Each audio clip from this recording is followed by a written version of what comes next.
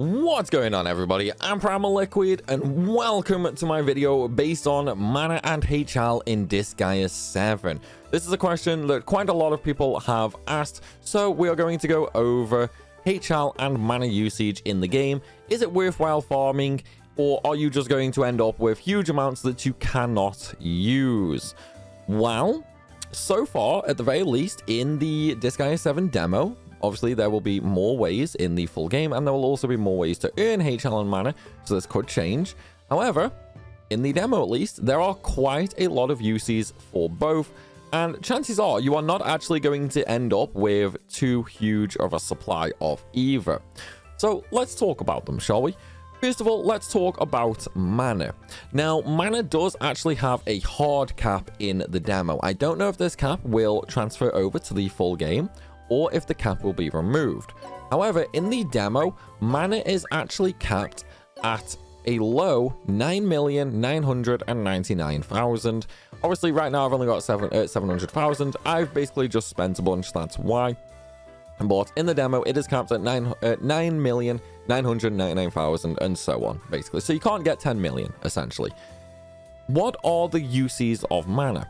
So, firstly, you use mana for the Dark Assembly, quite obviously. So, in the demo, we don't have access to any of the later bills or anything like that, so we don't know how expensive they are going to get. However, I have seen how expensive some bills can get.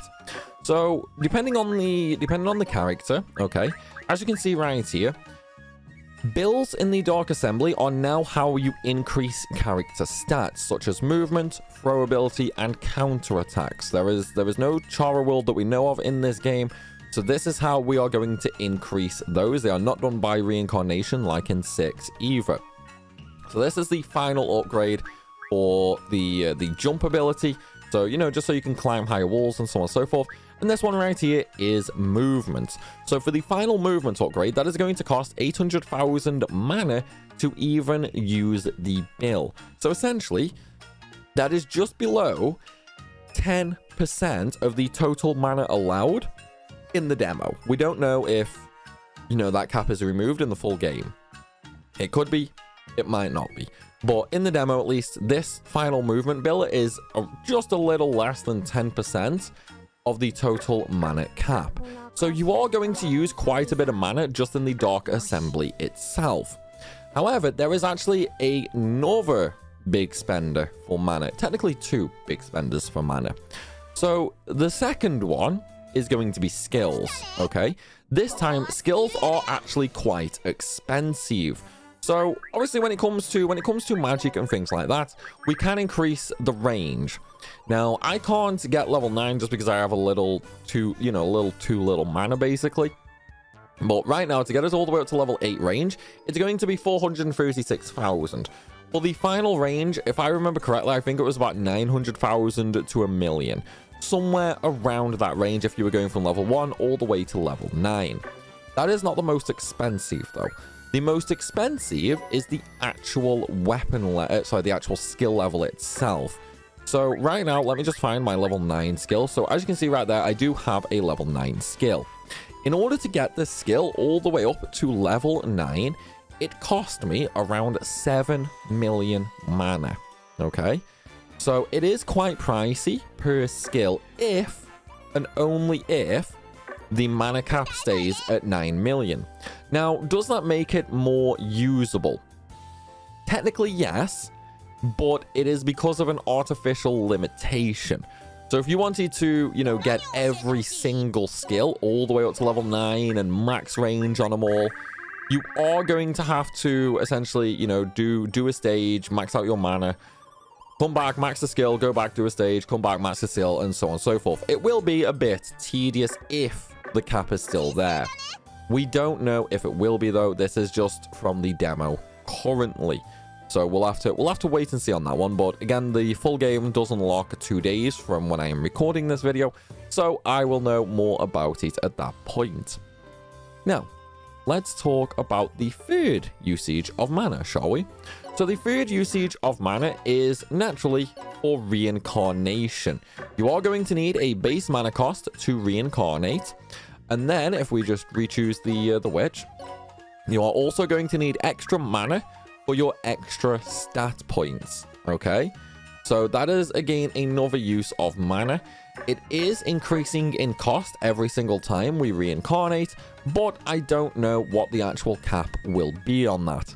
It might essentially get to a point where, you know, you need fully capped mana to even reincarnate, but I doubt it. Simply due to the fact then we wouldn't be able to use the highest point tier in reincarnation. But again, the cap will probably still be quite high, probably somewhere around 1 million or something like that. Now, let's talk about HL, shall we? So obviously, HL is the money in Disgaea 7. And so far, there are only really 3 things that we can do with it. However, I am suspecting a 4th quite easily. So first of all, there is obviously the shop, okay? Shop is just your bog standard normal shop like every other Disgaea game. Chances are you are not going to spend much money in there. The second method of spending money is, of course, the hospital. Now, the hospital does seem to be a little bit more expensive than in previous titles compared to, you know, the HL you would typically have around those level of stats, which I actually personally like because it means you are not gaining as much HL as you were before, which means you are not going to be flooded with billions and billions and trillions of HL that you just can't use. It also is roughly at the point where you don't necessarily need to go out of your way to farm HL just to heal or anything like that. Now, for me, with my current characters, if I was to kill all of these characters with their levels and their HP and their SP and all stuff like that, it would cost me around 60 million HL to heal them. There is 82 characters, okay?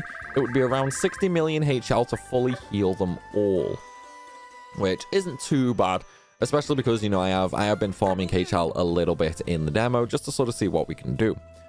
The third way of spending HL is character creation. So when it comes to character creation, there are quite a few things that impact how much HL you are going to spend. First of all, the rank of the character. Naturally, a max rank class will cost more HL, and then the actual class itself also influences the cost. So for example, when it comes to the monsters, a Necromancer, or Feline as it's called here, will be more expensive than, say, making a Prinny. I mean, you can always tell which class is going to be more expensive as well, simply by looking at how much class EXP they need to level up. Now, if we just go to create a final tier Feline or Necromancer right there, as we can see right here, the base HL cost, where I have to remove stats, is 400 HL. For the maximum one, it is 3 million.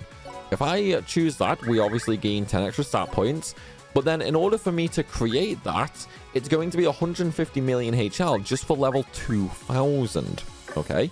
Now, if I was to do that on, say, a Prinny, as you can see, the cost is much, much lower. For the 10 star, it's gone from 3 million down to 80,000. That's quite a big drop. And of course, because of that, I can then create it at max level as well for only 13 million HL. And again, we don't know what the later classes could be like. They could be even more expensive. But judging by the Necromancer's price of 150 million for level 2300, I would expect to have to spend around 1, maybe 2 billion HL to create a max level character in that way. So again, there are a nice few amounts of different ways we can spend HL, and there are some nice sinks as well. Now let's move on to the theorized way of spending HL. So this right here is going to be the juice bar, essentially. What I am essentially guessing is, just like in Disgaea 6, this is going to require HL to use. Also, just like in Disgaea 6 as well, I can actually show you this through the hospital rewards. What you can actually unlock for the juice bar is, firstly, EXP, that is the green bottle that you see. There is mana, which is the blue bottle that you see. And then we have all of the individual stats. They are the purple bottles that you see here. So straight off the bat, we are going to be able to increase stats via the juice bar again, and I am expecting it will more than likely be based on HL expenditure. And likewise, we will be able to level classes, probably level weapon skills and class experience as well with it. But we won't know that until we actually unlock it in the full game in a couple of days. And then, of course, you can also get some innocence from hospital rewards, but that doesn't impact us whatsoever right now.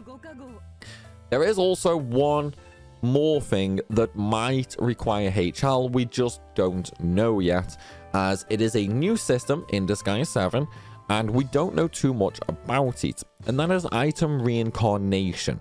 So item reincarnation is essentially going to be the same as normal reincarnation. However, it will be items that you reincarnate. What it will also be is you won't turn this fist item into itself, basically. It's kind of like generics, where when you try and reincarnate the item, you can choose a couple of different items that it will let you turn it into.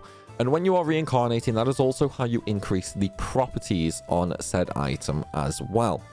Unfortunately, right now, we just don't know enough about that feature, though. We only know little bits of information that NIS has released in trailers and via press releases, so we are going to have to unfortunately wait until the full game releases for more details on that. But though, everybody, that is so far everything we know of that you can use mana and HL for in Disgaea 7. I hope you guys have enjoyed this video. If you have, then please be sure to smash that like button and drop a comment down below. If you have any more questions about Disgaea 7, feel free to ask and I will do my best to answer them. And of course, if you are new to the channel, make sure you hit that subscribe button. I'm going to be making tons of guides for both the Japanese version and the English version of Disgaea 7, and once the English version releases, I will correct any of the Japanese guides that are changed as well. As always though, everybody, thank you so very much for watching, and I will see you in the next one.